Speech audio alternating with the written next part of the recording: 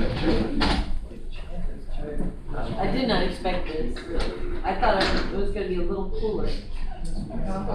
Oh, no. Thanks. Okay. Hold on a minute. Hi, my name is Colin Giordano. And I'm Gabe Rayboy. And we are Coolers and Crates, Inc. With a Z. With a Z.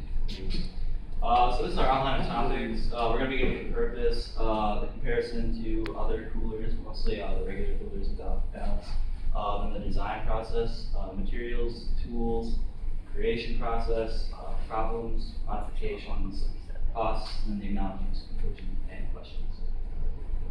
Okay, so our purpose was to create an inexpensive piece of multi-purpose furniture. We knew what we were going to do from the very get-go, kind of. We knew we wanted to do something with pallets. We wanted to do something that's reusable, something cheap. We focused on reusing parts. Most of these parts have had previous uses, whether they be pallets, except for the hinges, the handles. We used old house nails that were left over from when my house was built. Its main purpose served, of course, is the refreshment of beverages. So you can get your Coke or you can get your Pepsi right out of cooler. And this is also a recycled cooler that we had laying downstairs. It's got a nice crack in the back of it, so we thought, hey, why not? We also provide, because of its size, significant storage space for your pooch. Or other bit. So what is our cooler going to offer you that other coolers do not? Well, one, it's environmentally friendly. It's made of multi-purpose or repurposed parts. It's made of old nails, pallets. Whereas a regular cooler would just be made of new plastic. It's got an additional storage space, which most coolers do not have. And then it's got, in a regular cooler, you'd have to bend over to open it up and reach inside. But with this cooler, everything's basically at chest level, so you just have to reach in. And then it's also easy transportation. That's usually with relatively near distances. Obviously, you can't have this in your car, but you would be able to move it. And a feature of it is these back wheels are rigid and then fixed. Yeah, this is fixed. And then the front ones are swiveled so that when it's up against the wall, it'll sit there and it won't move around, so you'll be able to work on top of it. We wanted to go with something that's unique. When I think of unique, I think of me doing something, make something different. Something that I put my own personal touch on. With the limited knowledge of carpentry that I've had to start off, I realized that working with pallets is going to be a little bit difficult, especially because to make it look nice, I'm probably going to have to sand it. That's kind of what we did. We knew we wanted to make a stark contrast between the top and the sides. What you're seeing now, which I don't know, sitting down you most likely won't be able to see it, but I sanded down pretty much the bare bones to get a nice grain on the top. The sides, this is what it came from. You may not be able to see it, but if you want to come up, take a look to see the stark contrast, of course, you can later. Like I said before, high-end result from low-quality material. We got this material from a place in Lab. And when we picked it up, the pallets weren't looking great. We tried to pick the best pallets, but there's still a lot of work to be done. When we actually picked them up, it was snowing at the time. It was snowing, yeah. We were like, oh, we'll get it in a couple hours. I'm like, isn't it supposed to snow? No, don't worry about it. But they were wet, they're heavy, you had to bring them downstairs, the whole deal. Modified design.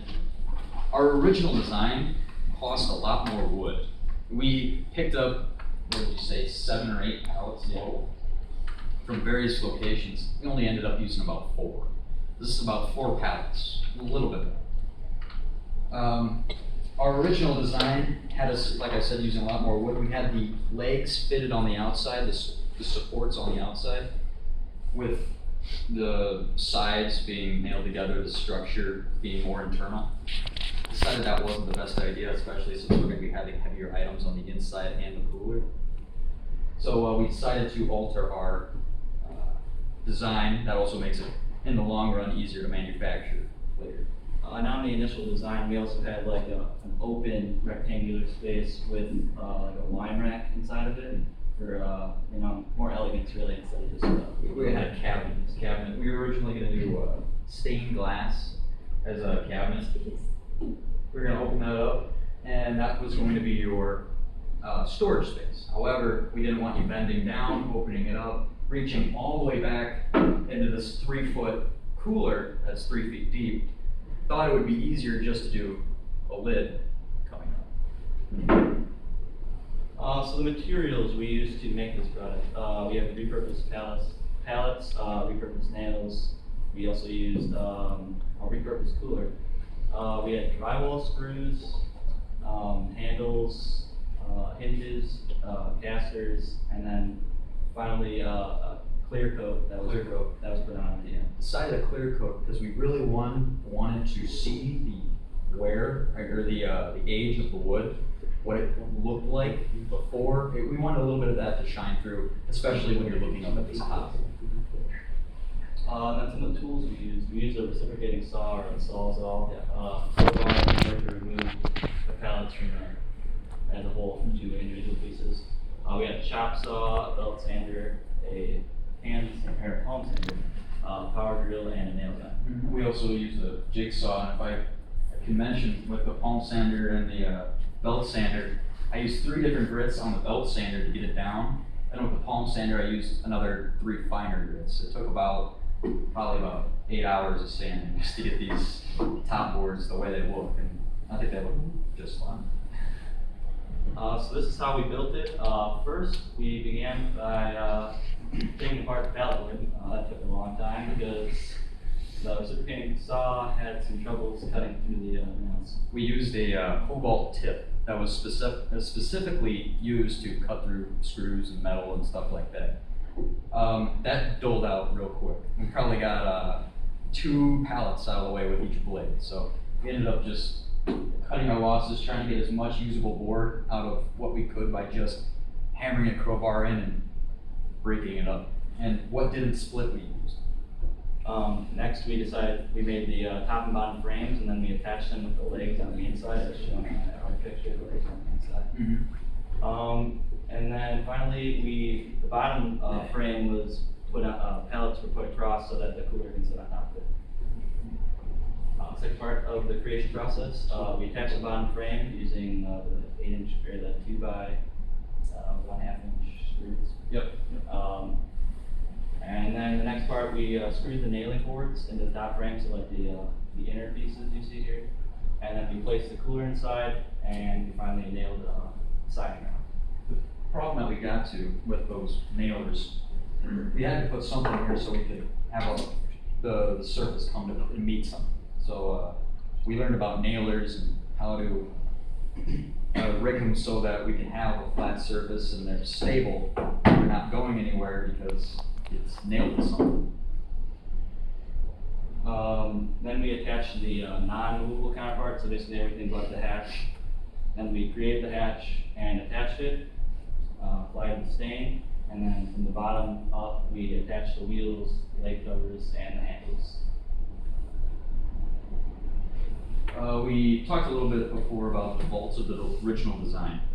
We ended up in our first attempt, in the assembly or in SolidWorks, we built each side as its own assembly. Each of these was a kind of like a barn door kind of style. It had the pallets running long ways with support behind it. So it was an actual wall. Then when we put it all together, we would nail it to an interior support. Each side would come together. That's how we would have made it. That was very structured and sound too.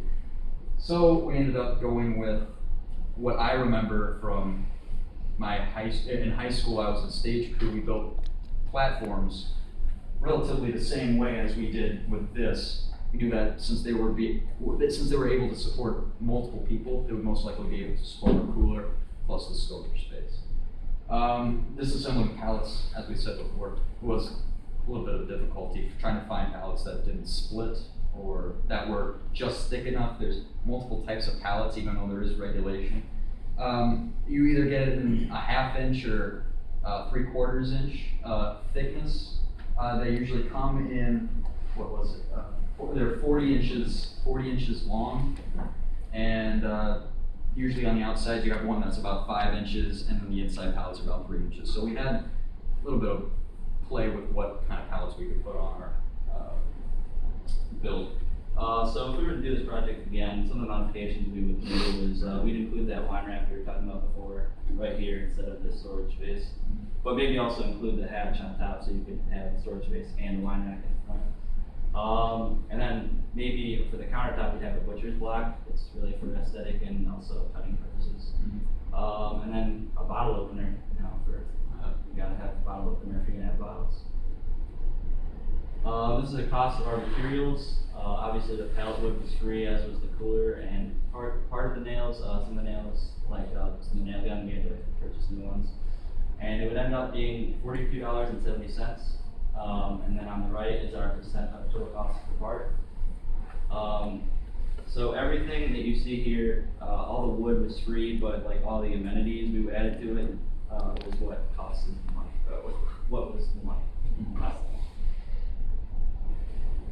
We'd like to thank my dad for giving us cooler, the nails, general know-how how to build something like this. Phil Heilman, the mall manager, he gave us quite a few pallets. T-Group Films, we got a few pallets from the back of T-Group Films. We'd like to thank them for that. Charlie Folletti, we got to use his belt sander for that. Kyle Hank and Vinnie Gray for SolidWorks expertise. And Professor Dorian Maruki for SolidWorks expertise. We'd also like to thank Dakota Baker and Ross for Ben Ross for helping us unload this from my car. That was a time and a half. So in conclusion, pallet cooler is not something you see every day. It's repurposed, it's cheap, it's a good looking piece of furniture in all honesty, and it can cool your beverages. And now I'll open the floor for questions. Questions, comments, concerns, debates, allegations, arguments, conclusions? Yes. Did you think about using lockable wheels on the bottom? That way it wouldn't move at all? Yeah, Instead of using we had the option to buy them from Menards, but they were about $5 more expensive. It's not necessarily cutting safety as it was just showing the product as it is. Locking wheels are something we would probably need to invest in if, let's say, you want to put this on a deck or somewhere where it's not an even surface. It was just that for this build, showing it that it can be easily moved was our main priority, not so much that it can't be easily moved. Yes? In the case of mass production, if you did go that route, did you guys take into account the availability of the pallets, or if you couldn't find those, what you would do in that case, and the cost of the materials? That's a good question. When we were looking for pallets, everybody told us, oh, go to Rural King, go to Menards, go to Home Depot. Well, whenever we asked, we didn't want to just be shady. We didn't want to roll up in the back of wherever we were, take the pallets and leave. We wanted to ask, and with that, we would explain what we were doing, the whole, They said, no, we do not give away pallets. We send them back to the distributor. With that in mind, I believe there would be a necessary way for us to be included in on it. The distributor can't keep all the pallets. Some of them are broken, some of them can be used, but I don't think necessarily they want to take the time, the manpower to disassemble. If we were to take some of those broken pallets, maybe they have 2 to 4 boards on there that we can use, especially the ones that we use for the legs. Those hold up very well, but they're very hard to take apart. We can easily take them apart with a reciprocating saw or just by raw manpower. It doesn't take more than about, it was probably about an 8-hour disassembly of all of the boards total, or all of the pallets total. My suggestion on that is finding an assembly facility that have thousands of pallets that they accrue every week. Whether I was at Mitsubishi Motors or I was at Honda Motors, we had thousands of them on a weekly basis that we just couldn't get people to come take them. So that's another option for that. Yes. So I'm guessing with the cooler, you have to put like ice in it to keep things cool. You do have to put ice in it. It's not a mini fridge. It isn't powered under its own. It's not cool. We put just a single bag of ice in here. With that being said, the ice depends on how big the cooler is. You can pretty much put any size cooler in here. We can fit this design to include pretty much any size cooler, whether that be taller or wider. We can drop the bottom frame down, well, to the ground, honestly, if you don't want to drag it. But it's very customizable, is what I'm trying to say. You do have to put ice in it. It's just an ordinary cooler. It's easier to, that makes it easier to take out once all the ice is melted. We included that you have to open up the lid to take out the ice, pop up the handle, and then you take it out like that. It's just a cooler. In future models, we originally thought of building our own cooler out of a rubberized sealant and just regular pallets. We scrapped that idea as the time constraints for catching up. Yes. Did you guys think about like putting a hole in the side of your cooler where you could somehow open up that spout on the cooler so that you drain your water before you lift it out? We were looking at multiple drains. It was ultimately that we decided that since we were just going to remove it, we wouldn't want to drill a hole. I believe the spigot it's on this side. It's a little inconvenient. I do say that, but that isn't more than 5 minutes with a jigsaw on that just to change it for us. We can easily then hook this up to a spout, like you said, and make that easier to drain off before you take it out. We could actually attach the spout to it so it doesn't go off. Yes. Just to kind of clear up some stuff about the pallets. What I know about it is it affects small businesses more than large ones.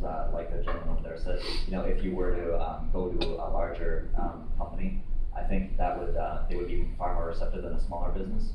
Because the thing about pallets is most small businesses they have to purchase the pallet with the part or whatever it is that they're buying.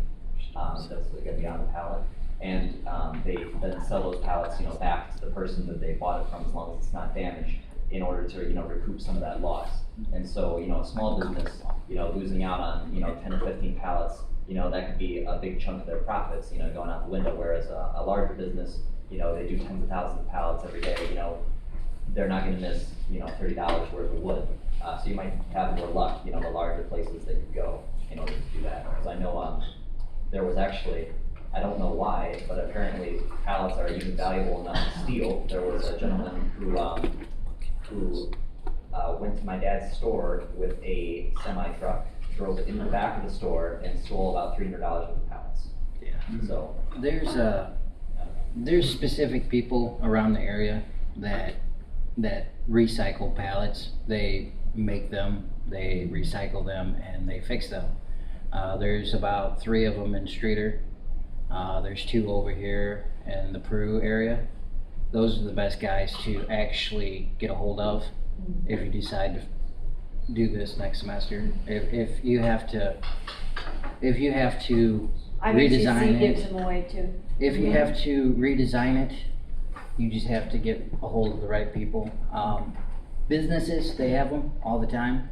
They're just laying there, but then you got that factor where you have to, can I have this or can I not have this? Where you go to these people that actually do this for a living, and they'll sell you the pallets for a very low price or give you scrap. 9 out of 10 times they'll have scrap wood or the scrap pallets that they just don't want to mess with, and they'll be like, yeah, they're over in that pile, go get your own.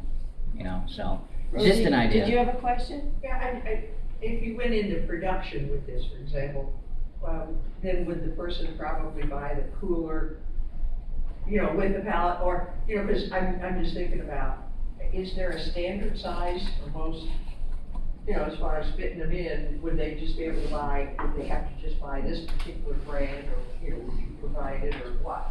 No, that was really interesting what we found. There is no standard size for coolers. That's right. So we couldn't just make our dimensions around a standard size.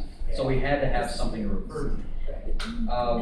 If we were to go into production about this, we would make our own basin, so we wouldn't even have to Yeah. fuss around with trying to build it around the cooler. We would make our own system, everything would be in our own dimensions, it would work out a lot better for us, we wouldn't have to remove it, we just put a drain. Do you guys sand the side walls? No, we did not, no. I sanded, I had a couple of these left over. I sanded one of them, I left the other one like how it was. I stained it, I stained the other one. I liked how it looked, in contrast to the top when I didn't sand this, as opposed to when I sanded, if I were to sand every piece on the side. Actually, if you guys stuck with just marine coolers, like no matter what the brand is, if it's Igloo or anything, they make those pretty standard because the boat has a certain slot, so you can just always make two heads on. That's a good idea. We also have a ton of drinks up there, and I always see, we have 2 24-packs, you don't get any, you're supposed to. So if you like Pepsi, you can come up here and take one. All right, that's, I think I can. it was a great job.